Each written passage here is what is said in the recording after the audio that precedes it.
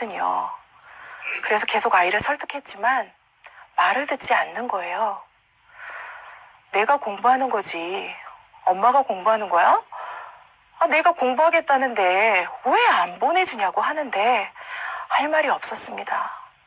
나중에 두고두고 원망하며 또 난리를 칠 것을 생각하니 눈앞이 캄캄했습니다.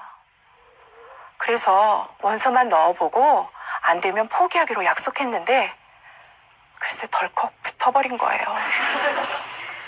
그래서 할 수 없이 집에서 멀리 떨어진 학교로 가게 되었고 처음으로 아이와 떨어진 생활을 하게 되었습니다. 그런데 아이가 없는 집안이 이렇게 조용하고 평화로울 줄은 몰랐습니다. 그 평화를 만끽하다가 아이가 나오는 주말이 되면 온 식구가 초긴장을 해야 했습니다. 고등학교에 가서도 아이는 여전히 힘들었기에 남편은 정기 휴가님만 나오면 안 되겠냐고 물어보고 아이는 도대체 왜들 이러는 거지? 하는 표정으로 매주 나오겠다는 겁니다.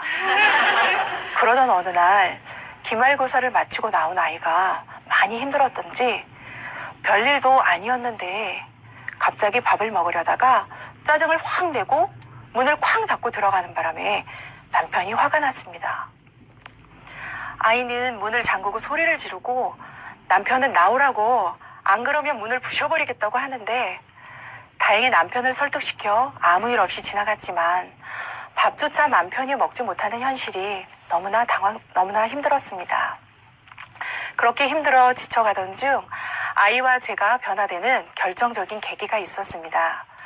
우리 교회에서 실시하는 중고등부 수련회에 아이를 보내게 되었어요.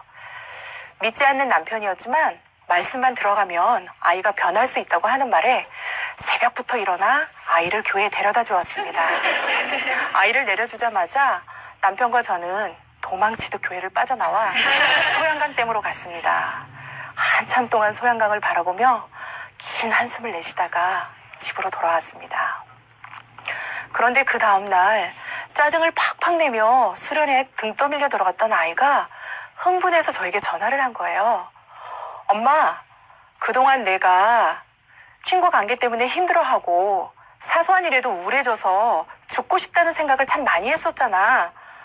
그런데 그런 생각을 했던 이유는 내 마음에 내가 가득 차 있기 때문이었어.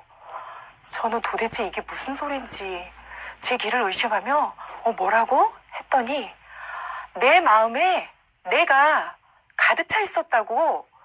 예수님이 주인이 아니라 내가 주인이라는 게 바로 이런 거였어 하는데 이게 꿈인지 생신지 어떻게 하루 만에 아이가 이렇게 변할 수 있는 건지 복음으로 사람이 변하는 것은 시간이 오래 걸리는 게 아니었습니다.